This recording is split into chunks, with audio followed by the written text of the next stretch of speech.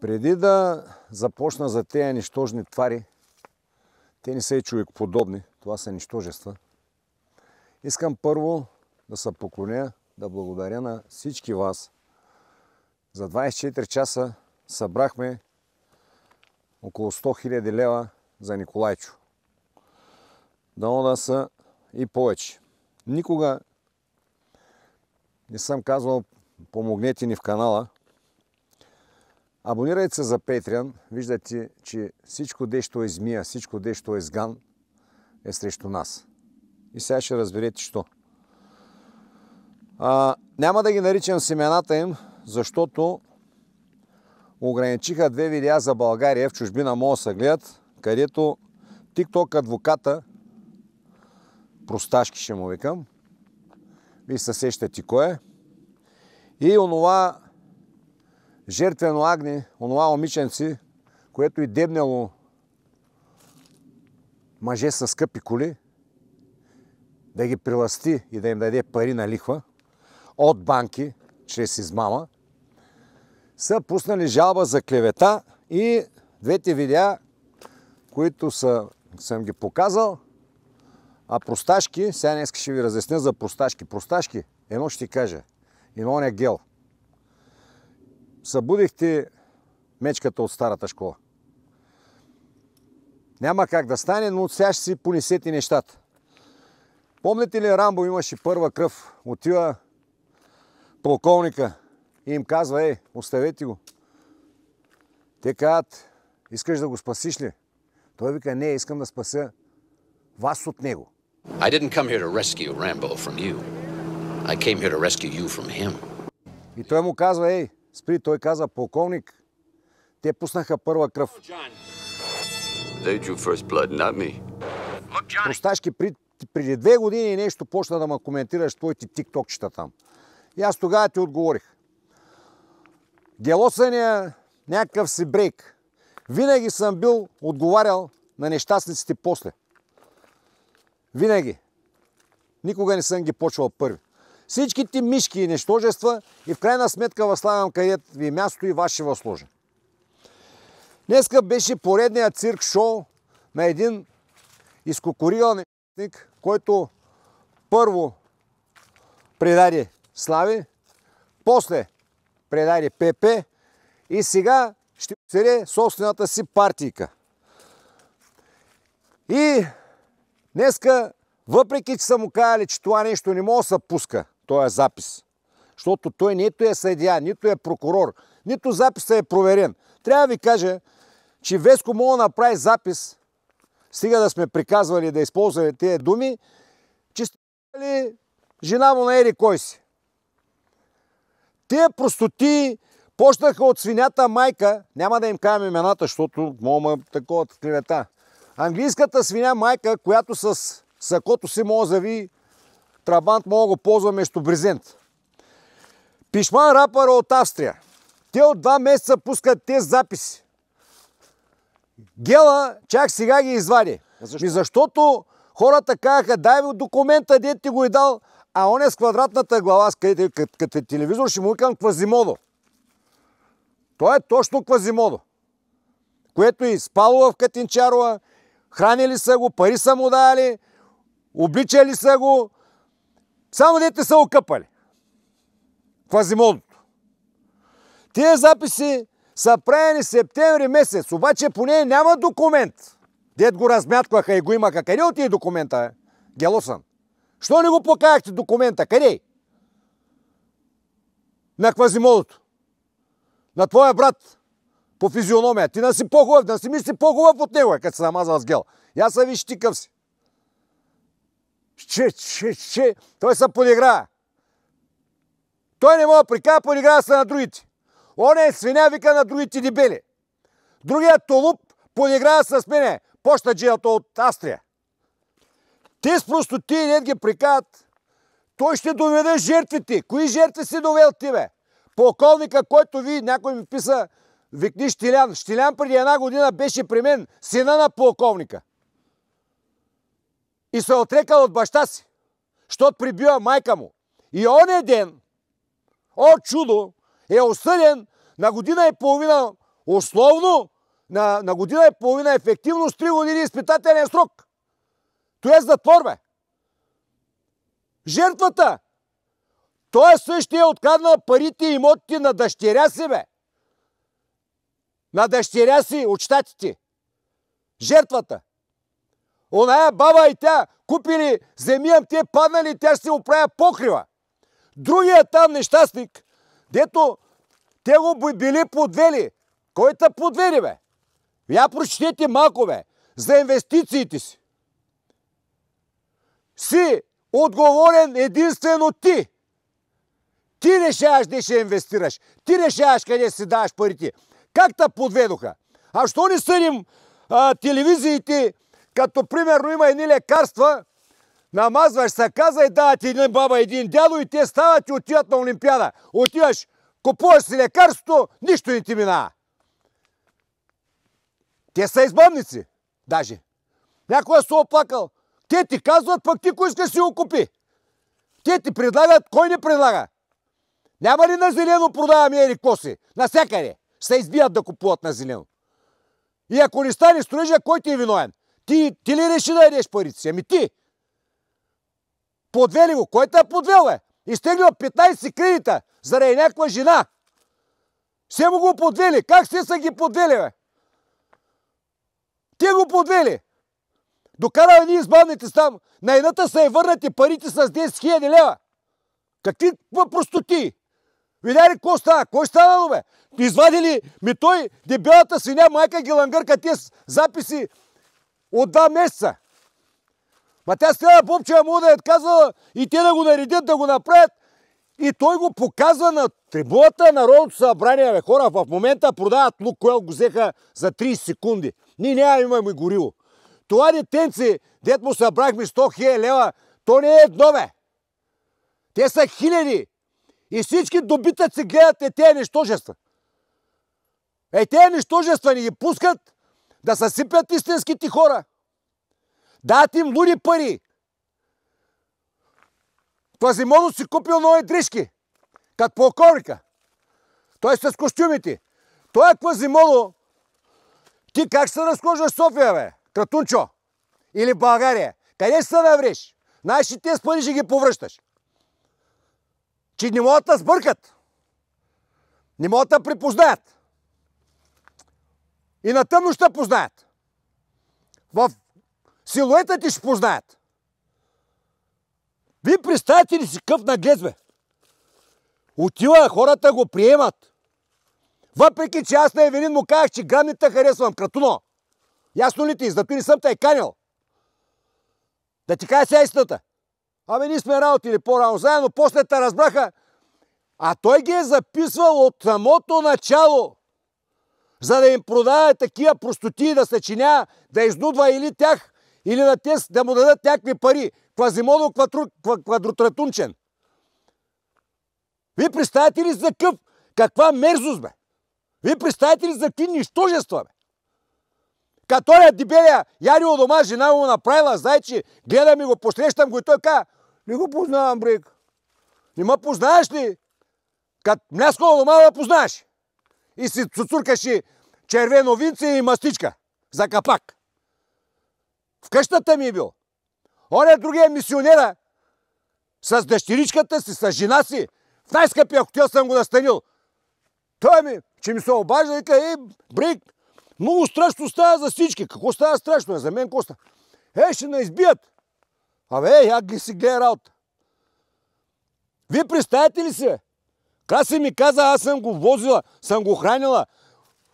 Те с хорица в Германия, в чужбина го посрещат. Те не могат да го гледаш, той е отвратителен. Но та посрещат са та хранили и поили, а той ги записва, бе. За да направят тъс простотия. И като видяха, че подскочиха за къде е документа, бе. Руди Гела той ми го дари, оня ми го дари и фляска плюй там. Вие, казвам ви, когато вземате на Руди Гела интервю и въпроси, слагайте си очила, като там при плюящи кобри има едни, защото той като така хубаво говори, ще ви умива очите. Рудко, Руденца, а ти сега, за господин Просташки, дет си пуснал там съм те наклеветил, че ти не си измамник, бе. Следите ми мисълта сега. Тикток адвокатчето, това са сучилцата, така дет, той се снима като такъв, като жиголо. В скъпи коли, вижте ма, аз колко съм богат в чужбина. Аз така, аз еднака. Той дае консултация по телефона. Да намериш друг адвокат и ти взема 300 лева. И аз го бях разкрил тогава. Той пак е пускал такава жалба, но не са го одобрили. Веско провери, там, че го клеветя. Та това тикток адвокатче работи само измамниците. И работи с хора, които прехвърлят апартаменти с нотариуси незаконно, с фалшиви подписи, без всички дет продават хора на зор, зорли. Той е бръмчи, той е стотинкажия, той е топ измамник. Селски тарикат. На мен ще правиш номера, ти ли бе? Защо съпробвате винаги, бе? Колко пъти трябва да накаже? Та, това умно момченце, ко прави? Бачка сте, защото при ало измамниците си бръмчат кой скочи в тигана. И когато са с имот, те казват, ако имате апартамент, продайте го или го заложете. Тя не се знае сега тази женичка, дали го е заложила, дали го е продала. Но тя го е продала, направо се е изпраскали с парите. Апартамента е в София. Няма за 100 000 апартамент в София. Колиба няма за 100, колибка за кучета. А гаражите им искат по 50 000 евро.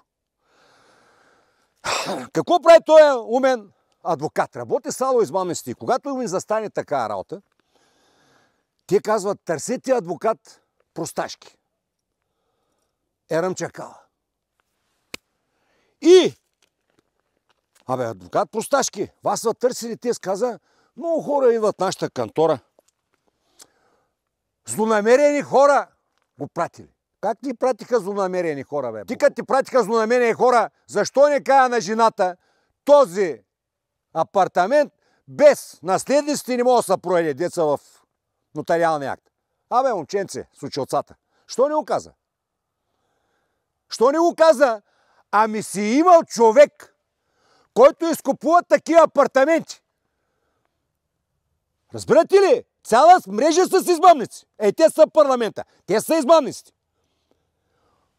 Той праща жената при този човек. Сделката става без наследниците да се подпишат. Някой ги е подписал. Вземат 100, дават 100 000 лева на жената, купуват и апартамента, който струва 300, поне. И тази женичка отива и занася на ало измамниците 100 000 лева, които той взема процент 100 на 100 от там. Отделно взел от етос процент за апартамент, сигурно 2-30 или 50, поне на 20 е изгънал, отгоре, защото са и заложил жената. Той е пратил агнето. Той не е единственото агнето. То ще се разчуи, бе. Просташки. Един ден ти не си там. И като те подкарат, ще видиш адвоката си къв си. И за въпроса е, тикток адвокат. Той е бил нареден, бе. И те му дали нарочно телефона. Как ще са му дали нарочно телефона? Сделката стана, нали? Просташки. Ти намери ли човек, де да опарят жената? Да я купят апартамента за 100 000? Значи ти си правилният човек. Мислите ли кой ви прикам? Разбирате ли ма кой ви кам? Как? Значи ако дойдат при мен бе, аз не съм адвокат. И видя. И ще кажа къде са наследниците. Ами те не знаят, те не искат. Но имам един човек. Значи правилният телефон са дали на просташки. При просташки, като са му дали телефона, той е пратил при човека, взели са апартамента на жената, дали са и 100 000 лева, тя ги занесла в Румъния и сделката станала. Не е ли просташки човека? Не е ли просташки адвоката, който са дали? Ами правилният адвокат, той свършил работа. Жената изгоря. Те му направили мръсно. Как ще направили мръсно, бе? Сделката стана ли? Стана. Имаше ли такъв човек да я опари жената? Имаше. Имаше ли такъв нотариус? Имаше. Изгоря ли жената? Изгоря. Той не лукял, не лук мирисъл. Ти къде се намираш, бе, ей? Ти къде се намираш, бе, ей? На кого ще правиш това посети, бе? Съм те клеветял. Не си измамник, топ измамник си. Но нищо такъв мъничек. И сега си мислиш, че там като замезват и някой лев си много голяма работа. С грешка си, патенце. С грешка си. Значи, ако някой злоупотребил с името на просташки, той ще да каже, госпожо, тия хора гласят. Никой няма ви префърли, почтен човек, апартамента без да се подпишат наследниците деца в нотариалния акт. Нали така бе, просташки? Ти що не им казвате на жената? Ако си казва, имам един човек, дето се такви с работи се занимава, с такви с апартаменти, и я прати на вълка в устата и те я издядоха. Правилният адвокат са дали. Кажи ги ало, измамниците. Правилният? Той е свършил работа. Жената е изгоряла. Как да не? Ако не беше правилният адвокат, тъй женичка щеш да е светлиш, защото си много умен, защото много знаеш, и щеш да й кажеш, внимавайте, нещо въгласят. А ти си свършил работа, бе, патенце. И този човек ма докладва, че го клеветя. Клеветелита. Той клеветени ли? По нова телевизия го даваха. А хората не разбират нищо. Искат да гледат циркови шоу там на едни избавници, де сте ги събрали барабар с вас. Вие сте шайката избавници. Всички тия там, де сте 230 тиквеника. Само, че от днес са на топ ниво, а вие сте мишките. Трохичките, дет ви фърлят там. Да. Всичките тези глупости ще ги наричам Квазимодото, Просташкия, Гела и всеки от сега нататък не мога да ви покая снимки. Защото те са големи, като сте големи биткаджи, те ли са бития? Вие само на уредени мачове играете. Вие сте само на уредени мачове. Само, че вие сте толкова скухи, аз му казах на Евелин. Евелине, на те смишки.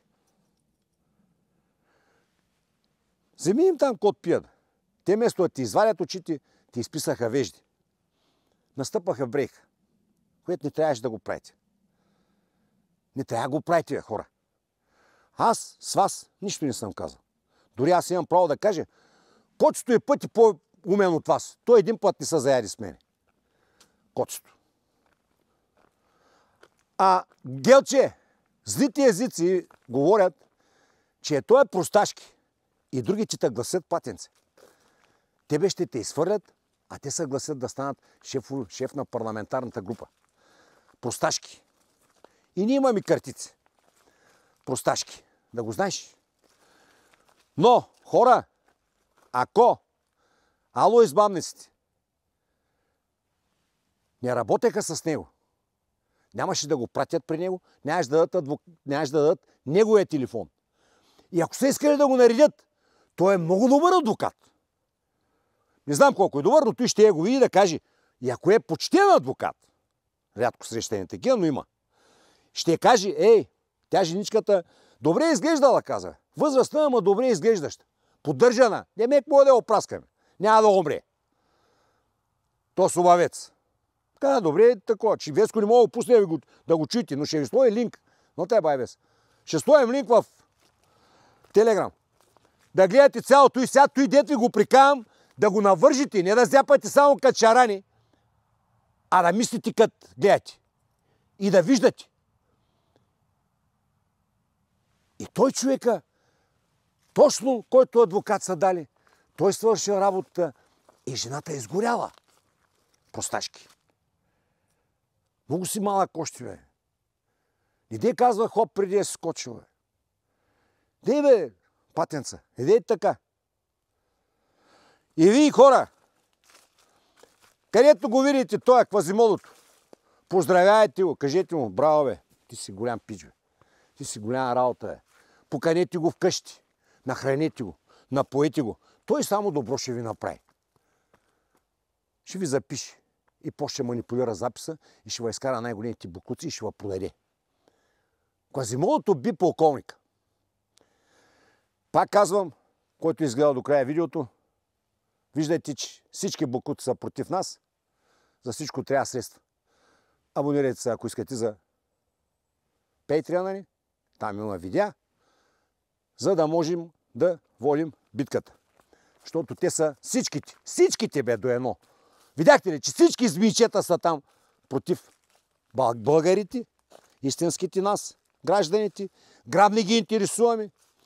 И да мрем, и да не мрем, няма значение за тях, деца, майки, роднини. Не. И тъж женичка, понеже е изглеждала поддържана, и просташки опари. Там си ни други измамници. Чао!